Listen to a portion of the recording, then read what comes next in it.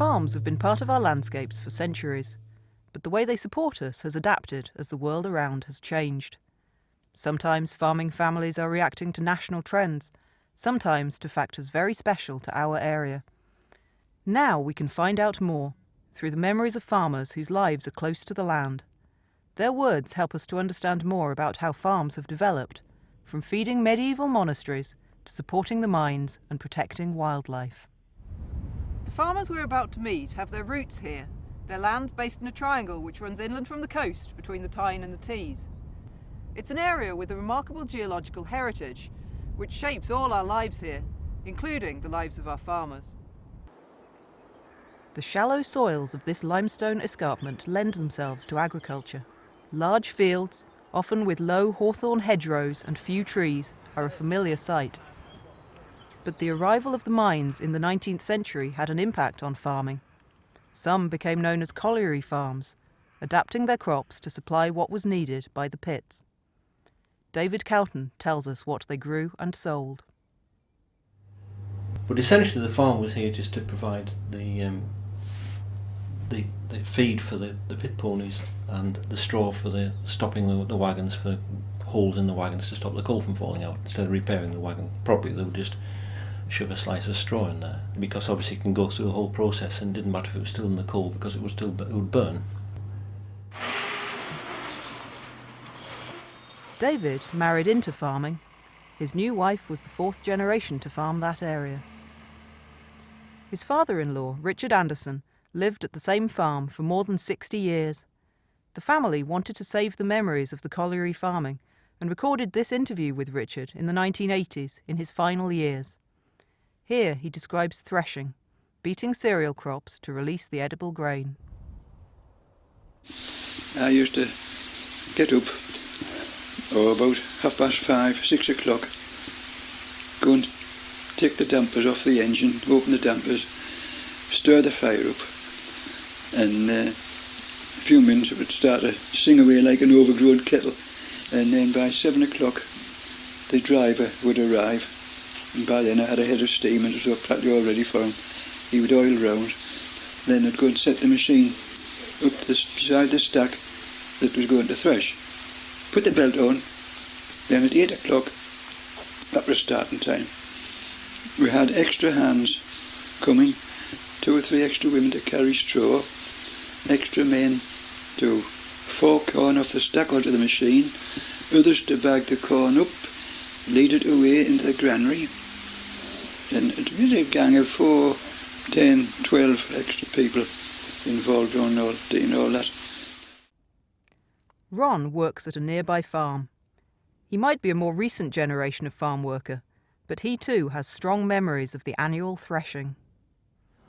We used to work on there during harvest time. We would go up to the farm when the mobile thresher would come along, and we'd be there helping when they were threshing the arable, the wheat and barley and such like, with the mobile threshers. We used to kill the rats as they ran out of the stacks of straw with a lump of wood. Yeah, that's what the young kids did, and you were on your school holidays at the time.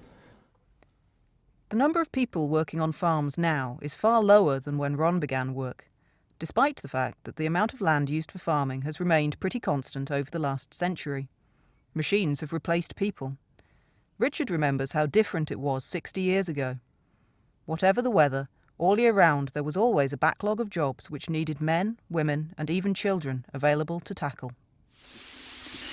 Other winter jobs, trimming hedges, cleaning drains out. You'd find probably some place where water has come to the surface. Generally jobs like that, repair work, repair fences, post and rail fences they would repair. The women used to be out in the fields as well, picking stones off the fields that had to be cut with a grass cutter. Wet days, they upstairs in the granary, men in sacks to hold corn for threshing days. All the sacks had to be rain-proof, no leaks in them. That kept them going all most of the time. Railways were a vital transport route in those days. This area saw the birth of the railways, thanks to coal, and there were various lines including the Durham Coast Railway. The railways were originally constructed to transport coal from the mines, but were valuable for local farmers who were always ready to seize opportunities when goods arrived, often with little or no warning. A lot of stuff to the farm came in on railway wagons. Hassel had a depot, and it was a junction, as I understand it, between two different railway companies, so they could come from anywhere, and they would get a message to say that the cattle cake was in, and that we have records of 5 tons of cattle cake being delivered. So they'd have to go with a horse and cart, pick it up from the railway goods yard, and bring it back home. And also sheep were. I remember my father-in-law telling me that he bought sheep up at Scott's Gap in Northumberland, and they'd arrive the next day in a wagon at Hassel. Life on the farm required many skills from the workers. You had to be ready to cope with whatever was needed, everything from managing big teams to mucking in and doing all the tasks yourself. If a cow needs milking or a crop needs harvesting, it won't wait. Your father would be on the morning, he'd milk the cow too, and then have the work dished out to who had to do what, would get our orders, out with horses, who was going ploughing, or some carting to do, or some turnips to get into the shed, or potatoes, something like that. And then he would be chopping about the farm most days after that, dealing with any callers, travellers used to come, and stuff arriving and so forth. He'd be doing that. Unless such as hay time and harvest time, where he was out in the field working with us. Every member of the family was expected to lend a hand. Well, as a child, we always had what we called potato picking week, when we used to go with our parents, our mothers in the main, because our father was working down the coal mine, and we'd go on the land. I mean, the farm, I could see the farm out of the house window, of course, because we were right next to it. Those views for the farm workers have changed dramatically in their lifetimes. The horse was a crucial ally, shouldering the heavy work and offering the chance for youngsters to perch precariously on the equipment being dragged over the fields. But mechanisation, everything from the tractor to the milking machine, gradually replaced labourers. Now the farmer had to borrow to make the financial investment needed in large-scale, highly productive machinery. I've gone from horse and cart days, you see, no machinery, or very, very little, and it was all handwork. There was only the bind and the grass cutter, and a cuddy that you could ride on. And everything else, you walk behind the horse's harrows, you walk behind, and all that, and everything was done by hand.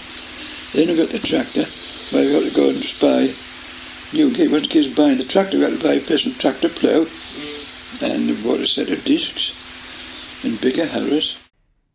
The harrow, which broke up the clods of earth, was one of many agricultural changes which increased productivity, making more food for us all, but often at the cost of damaging wildlife. Intensification and change in practices, in particular the move from pasture to arable crops, has resulted in larger fields, the loss of hedges and trees, and damage to grassland and wetlands. But farmers are now increasingly involved in helping restore suitable habitats for wildlife. Living and working so close to nature, they are especially able to make a difference, as Ron describes. On the other side of the railway line, to the north of here, up towards Hawthorne Dean, we have one of the most beautiful flower meadows in East Durham. What I do, around about August, September, as late as possible, weather permitting, when the flowers are going into seed, I go over there with a brush, a sweeper, on the back of a quad, and I sweep through the grasses, collecting wildflower seed best as I can. And then bring it off that meadow take it onto other land on the cliff tops and spread it on them fields there.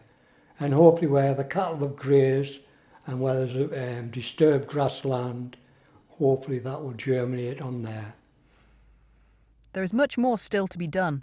Field boundaries, particularly older hedgerows, need conservation work, and more planting of copses and hedges is needed. Broader, uncultivated areas along the edges of fields would benefit both the landscape and wildlife. Pesticides can still be harmful. But nevertheless, there's a lot to thank the farmers for. David has seen real progress in what is summarised by the phrase biodiversity. We now have partridges back on the farm that were missing for quite a few years. A wide variety of wildlife which has come back. We've now got a letter-spotted woodpecker which has just turned up this last year. We have bats and a good population of mammals, voles, field mice, this sort of thing. Even though the modern farmer can seem separated from the countryside, cocooned in a noisy tractor cab, the close links are still there. When I'm cutting grass, I'm watching all the time. The least movement, you see it.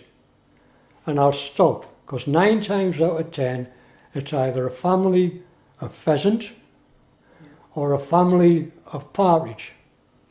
I'll get out of the tractor, I'll shoo them off where they are, across to the swaths of grass which I've already cut, and I'll carry on. Or if there might be a possibility that there is a pheasant or a partridge still nesting, and it's got eggs and young in the nest, you know where it is because you're watching them. And you just drive around them, don't cut that grass, leave it there for them, and then carry on.